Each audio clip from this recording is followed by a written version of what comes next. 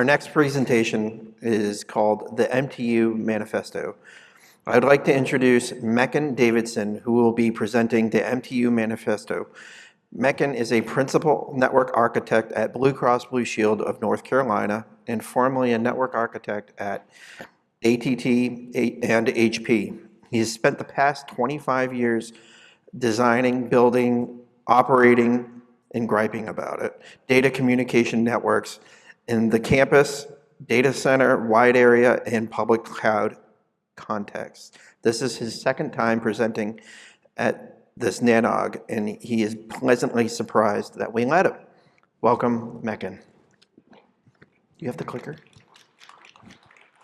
Scott, do you have that clicker? On the chair. Excellent. I should have waited 10 seconds before you asked me. I know. Thank you very much for that kind introduction that I wrote. So, hey, hello, NANOG. As you heard, I'm Mecken Davidson, and I'm going to answer a question that I know you're all dying to ask, which is, why is someone from, admittedly, the greatest, but still not networking so much as mission-driven, not-for-profit healthcare payer organization in the state of North Carolina doing here, talking to you about MTU. And the answer to that question is, I don't know, which was more or less the answer I got when I asked my managers if they'd like to pay for me to come here and talk to you about MTU. Only instead of, I don't know, it was more of what's an ANOG. So I put together a lot more content than I'm going to have time to actually get through, and I'll have to, I think, learn to modulate the volume of my voice along the way as well. So please, feel free to signal verbally if I'm getting too loud or aggressively breathing into the microphone. And I'll go ahead and get us started. And all right, so as I mentioned in the introduction I wrote for myself, it's been about 25 years for me in the networking space, and that entire time, the only constant that I can remember right now has been MTU issues. About a year and a half ago, it seemed like all of them jumped out of the closet and just straight into my face at the same time. You know, it's just a weird confluence of things, but it was kind of a wake-up moment. I was just like, what gives? You know, I really legitimately felt like I had to figure out, was there something fundamentally unsolvable going on? Was it something that we are all just collectively doing wrong? Did it all get fixed? And I missed the memo. That, more often than not, is the correct answer for me. But the result of all that was I put together an internal presentation I called the MTU Manifesto, which was substantively different from this talk, more focused on a lot of internal practices that I thought we probably ought to tighten up on a little bit. But the talk today, I'm going to try and get at the more foundational issues that I think are at play here. So here's the agenda that I'm largely going to ignore because I over-prepared and under-budgeted on time. So I'm going to cut straight from here, skipping over the pardon my jargon and list of grievances directly to the 3 detailed indictments of why I think we have had and will probably continue to have MTU issues for quite a long time. And we'll dovetail nicely into the list of demands, which I think every manifesto really needs to have, followed by some thoughts on potential paths to what I call MTUtopia, where we have no more MTU issues.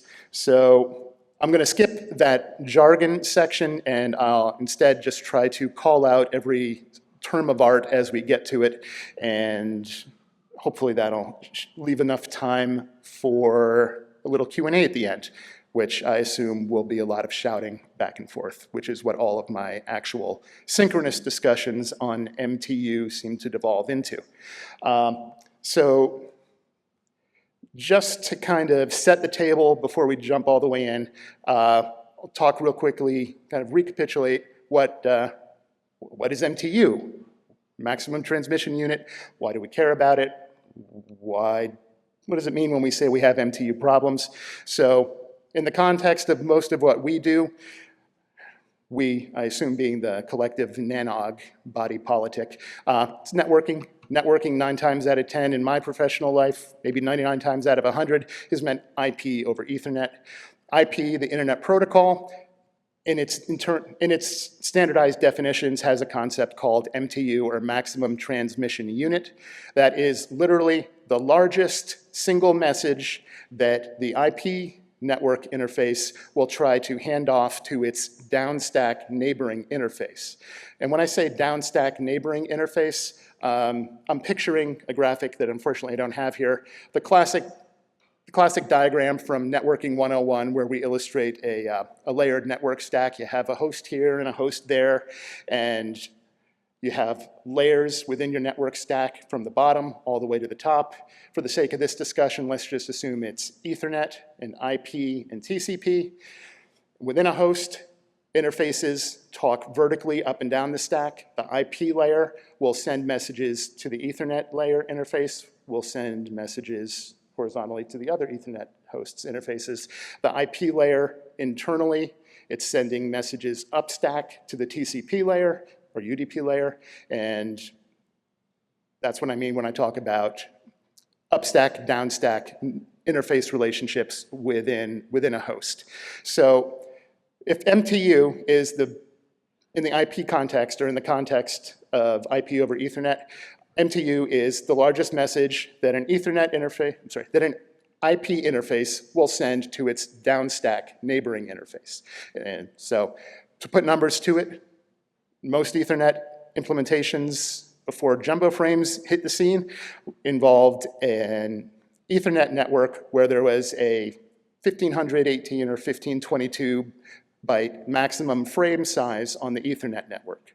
And that meant that because of the amount of encapsulation overhead involved in an Ethernet frame, you could rely on an Ethernet frame to accept a maximum of 1500 bytes of payload. That's where we came up with the near universal knee-jerk response that my IP interface should have an MTU of 1500 bytes. The key takeaway here is that the layer N interface, IP, is going to have a maximum transmission unit size that can't be any bigger than the maximum payload capacity of the lower layer interface.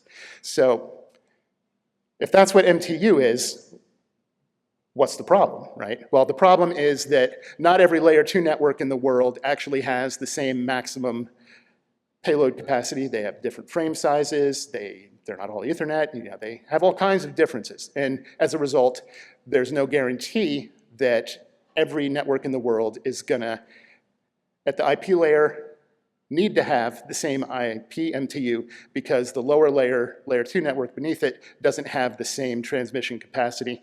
And because Ethernet and IP and most layer 2 networks we use are all message-oriented protocols, we have to be able to send messages in their entirety. It's not a streaming operation. We can't just send bytes until we're done. You know, they have to be in discrete bundles, and if the message, you know, no bytes count until the entire message is actually received and acknowledged and interpreted as a distinct message. So with MTU potentially needing to be set at different values in different networks, if you don't actually know the details of all the networks between 2 hosts, you have to deal with the question of what should we set the MTU value to. Originally, before Path MTU discovery existed, we had, beg your pardon, before Path MTU discovery existed, I think the RFCs basically said, plan for the worst, just assume that your MTU should be the minimum IP datagram size if you're going to be sending to anything other than your local broadcast domain. So enter PMTU, Path MTU discovery, PMTUD. PMTUD attempted to allow for dynamic detection and implementation of modified MTU values for connections between 2 hosts on different networks. Works like gangbusters when it works. Unfortunately, it does rely on every routed host between points A and B, both generating a certain type of ICMP message when there is an MTU mismatch, and also forwarding all of those messages when they are generated by another host in the path, both of which are not exactly guaranteed never were. So path MTU discovery solves the problem of how do we deal with MTU mismatches when we don't know the full transit path in between them, except when it doesn't because reasons that we'll get into. As a response to that, packetization layer MTU discovery, PLP MTUD, entered the scene. And PLP MTUD uses inference rather than explicit statements of what the path MTU is going to be. And it does that because it's implemented at a packetization layer that has sufficient state semantics baked into its own protocol definitions that you can make assumptions based on the size of messages that do and do not get acknowledged. And there's a further refinement of PLP MTUD called datagram packetization layer. Sorry, beg your pardon. Datagram PLP MTUD. DPLP MTUD just rolls off the tongue, which is why we all talk about it all the time. DPLP MTUD has to be implemented at the application layer. It's essentially doing the same thing that PLP MTUD is doing. It just gives us a framework for doing that with application layer semantics instead of transport layer protocol or packetization layer protocol semantics, because, well, it's for datagram protocols, which don't have the language to do that. All right, so spent more time on that than I really wanted to, so we'll get into it right now. The list of grievances, it's the high-level summary of what I think is wrong, so I'm going to cut straight to the chase now. The first of 3 indictments, vertical interface design of message-oriented protocols. I think that at a really foundational layer, one of the problems we've been dancing around is lack of downstack maximum payload capability visibility. What I mean by that is if we are configuring an IP layer interface, we'll call that interface layer N. To figure out what our appropriate MTU, our maximum transmission unit, should be for layer N, we need to know details about layer N-1. Again, IP, Ethernet, handy examples. We can't figure out what a reasonable interface MTU is for our IP interface if we don't know details about that Ethernet interface sitting underneath it. Is it on a segment that supports jumbo frames? Is it Q and Q tagged? Is it 802.1Q tagged? Is it untagged? And a fundamental problem that we have, I think, is the fact that that information is completely opaque, both within the protocol stack definitions, but more importantly, within the actual vertical interface definitions in hosts that implement network stacks. Your Windows laptop, your Linux Raspberry Pi box in the closet, there's no mechanism for someone developing an IP driver to make a system call to say, hey, what layer 2 interface am I sitting on? What's the largest message it can receive from me? And the result is that we have to jump outside of the stack to configure the stack appropriately. You need a layer 8 aware engineer who's going to go in and tell you, well, I happen to know how Ethernet works, or I happen to know how frame relay or ATM or whatever works, and I can tell you that you're not going to be able to get a message any bigger than this onto the network. I think that that's a gap. And in about another 2 minutes, I'll get to the point where I start pleading with anyone who is involved in kernel network, in network interface design to think about that. So that's a big problem, I think. Another problem related to vertical interface, another problem, not directly on that subject, but another problem is the use of encapsulating protocols that have variable header lengths.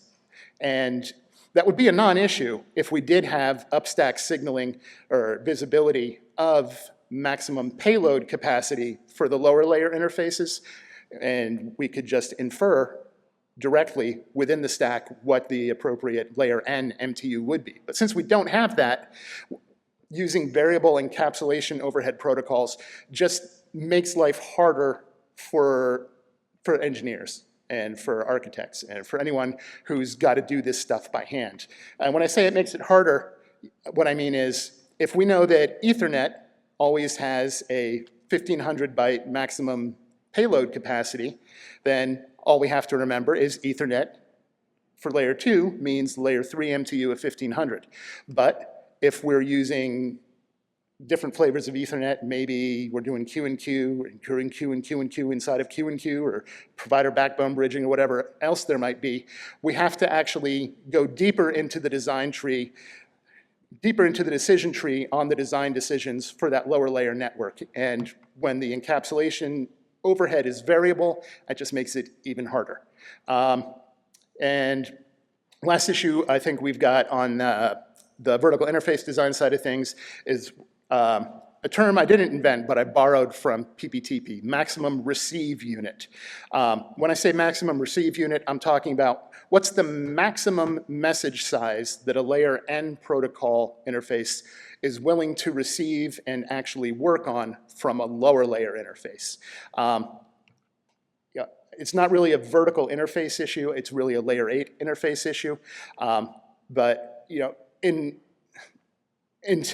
in the practical environments we work in, there are not uncommon design scenarios where we do find ourselves needing to know what would be the behavior of this IP interface if it did receive a 5,000 byte packet from the Ethernet interface below it. We may have designs that don't intend for that to happen, but we need to figure out what would happen if it did. Likewise, if it received anything all the way up to up to the maximum message size defined by the protocol.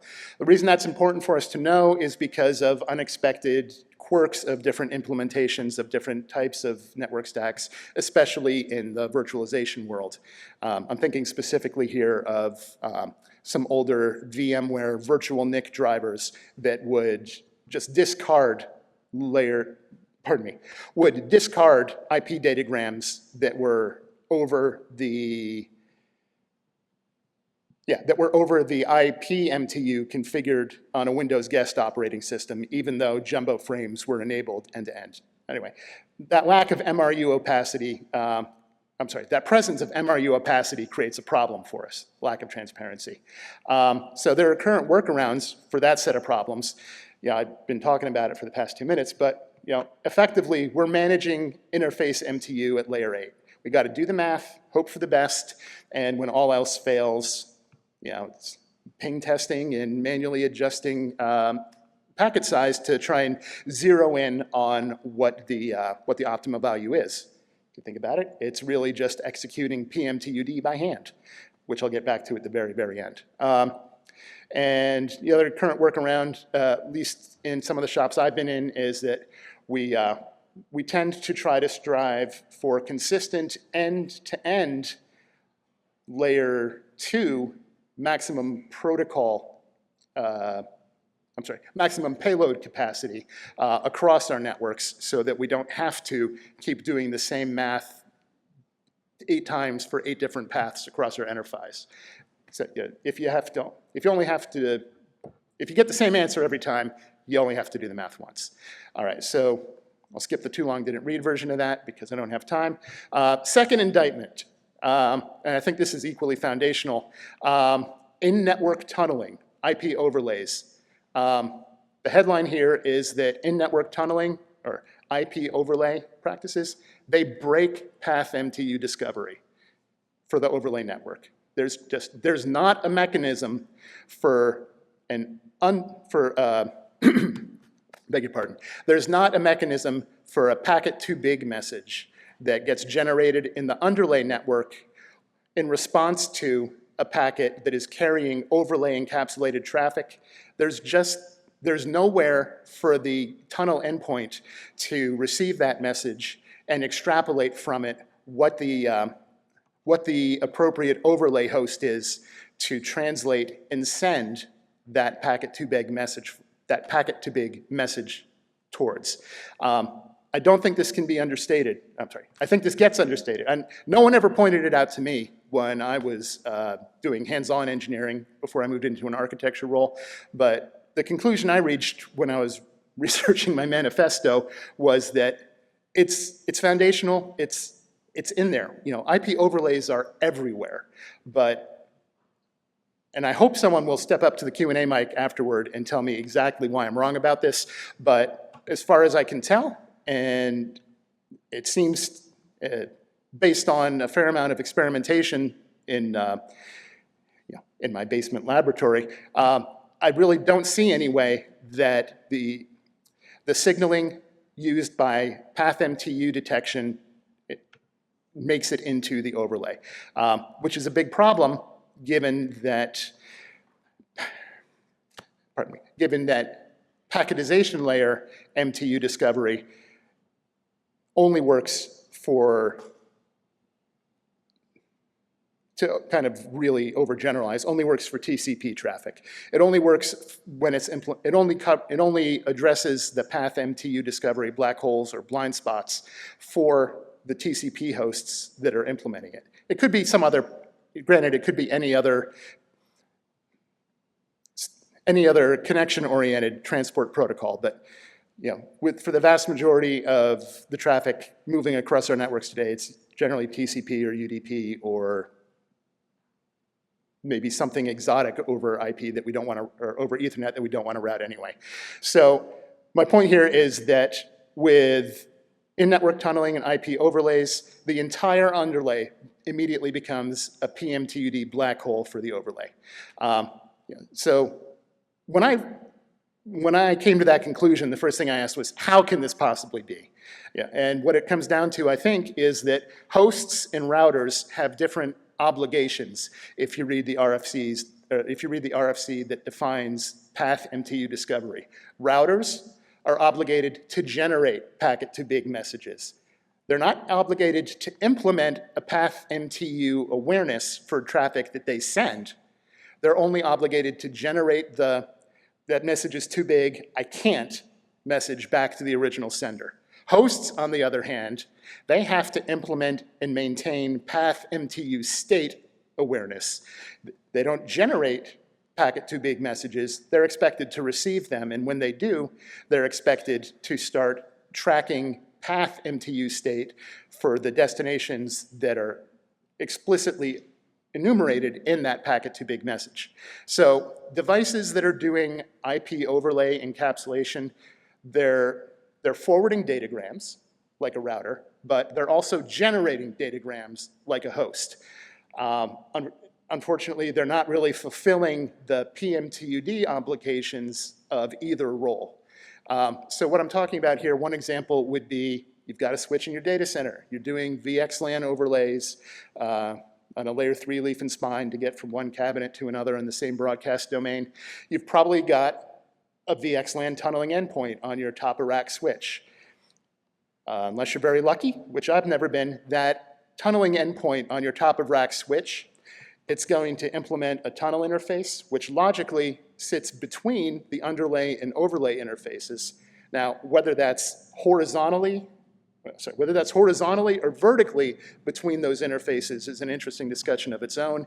The fact that there's not really a clear answer to it, I think, is probably a lot to do with why they don't actually implement the PMTUD obligations of either of the two real roles there.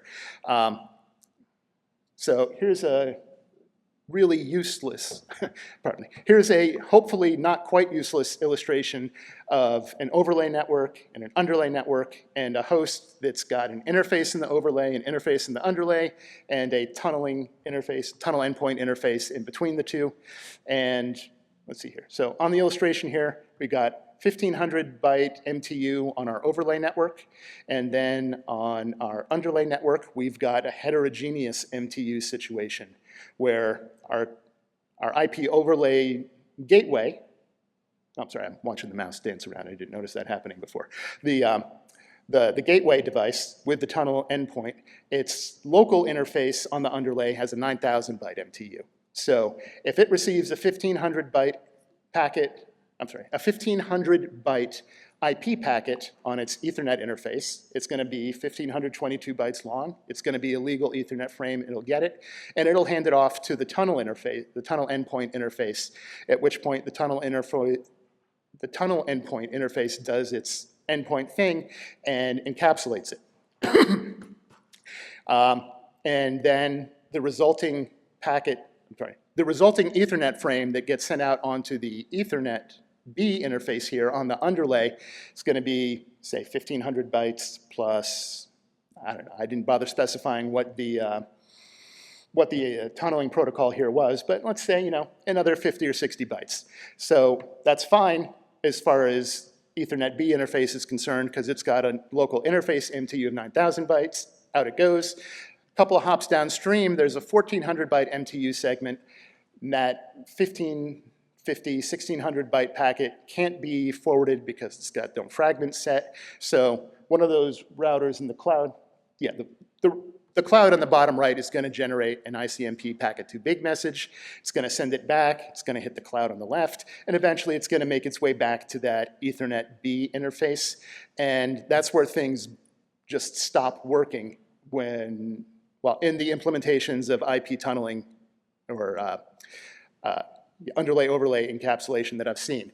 The Ethernet B interface, sure, it'll receive that packet too big message, but because it's a router, it doesn't actually do anything useful with it in terms of changing its own behavior. As a router implementing path MTU discovery, our big important box here thinks its only job in life is to forward that packet too big message, not to suddenly start actually implementing path MTU awareness on my Ethernet B interface. It's not going to say, oh, well, anytime I'm sending anything to that underlay destination, I can't send anything bigger than 1,400 bytes. That's not in scope for the way PMTUD was defined. So instead, as a router, its job is to forward that that packet too big message. Unfortunately, it's actually the destination of that packet too big message. So it doesn't have anywhere to forward it, unless whoever actually implemented the IP tunneling capabilities on this platform foresaw this scenario and added some logic to the typical router functionality to tell it to try and somehow recognize that it was in need of translation to get from the underlay back to the overlay via that tunnel interface. Unfortunately, the packet too big message that came back to Ethernet B, it's got a tiny slice of the original underlay, overlay, encapsulated packet that was, say, 1,600 bytes long. That tiny little slice is only enough room to carry the IP headers of the outer packet. Not enough room in what's captured in that ICMP message to have any details about the inner IP headers that would have the actual overlay endpoints involved, which is where we would need that message to actually go. So that's why, if I'm up here shouting like a madman, I'm saying that IP overlays break path MTU discovery at a fundamental level. So I'm going to rush through the sections. I've got an indictment of operator design practices. There's a little, I wasn't expecting this to be animated. There's a little design practice I like to call encapsulation ad absurdum. Unfortunately, it's not uncommon in one enterprise I know very well for us to have a Kubernetes cluster with its own Geneve or VXLAN overlay network that runs on a hypervisor compute cluster that it's got its own Geneve encapsulated overlay network, which runs inside of our hosted data center, where we've got another layer of VXLAN overlay to let us stretch subnets across cabinets for some reason.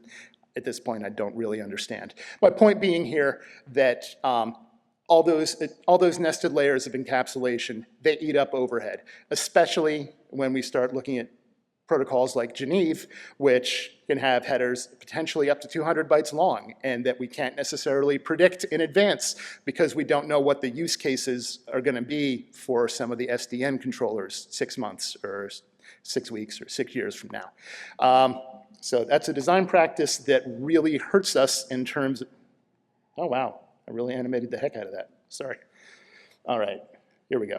And then failure to implement PLP MTUD.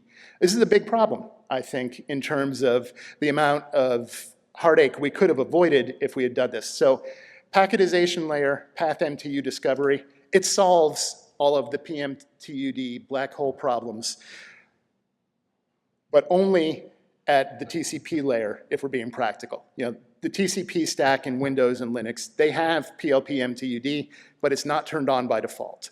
And most in the enterprises I've kicked around in over the past 10 or so years, we've had PLP MTUD.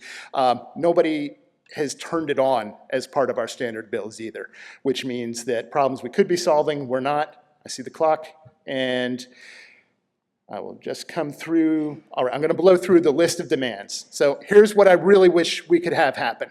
Standards bodies, I know you're out there somewhere. Please formalize a definition of jumbo Ethernet frames already. Yeah.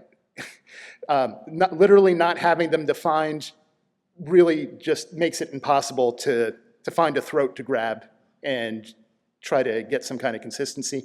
Would also be really great if we could define the expected behavior for any message-oriented protocols when an interface receives a message larger than its interface MTU, but smaller than the maximum message size defined by the protocol itself.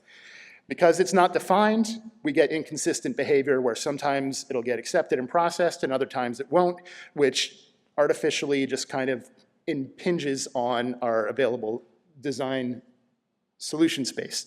For vertical interface designers, please start exposing maximum payload capacity in the upstack direction, start consuming it in the downstack direction and infer interface MTU from it. And for makers of IP overlay systems, this is the big one. Your in-network tunneling devices are both routers and hosts. Start acting like it. You have the ability to implement path MTU awareness on your underlay interface. If you do that, a lot of the MTU black hole effectively goes away. Overlay hosts won't be aware of it directly, but if your underlay interface actually maintains path MTU awareness, that gives you a pipeline to proxy that back up to your ingress interface. And, all right, my next anti-penultimate demand here is operators. Enable PLMPTUD on devices on your networks. It's painless, it helps, it will save you time and effort in the long run. Less MTU mismatch problems that you have to actually go in and diagnose and fix. All right, so I'm just, bear with me one more minute. I'll talk about what I think is one potentially well-grounded path to MTUtopia, and then a couple of highly speculative ones. MTU propagation over EVPN overlays.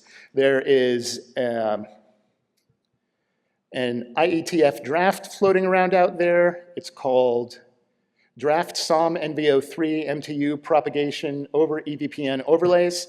I corresponded briefly with the authors. It actually expired 2 days ago, but they do intend to renew it.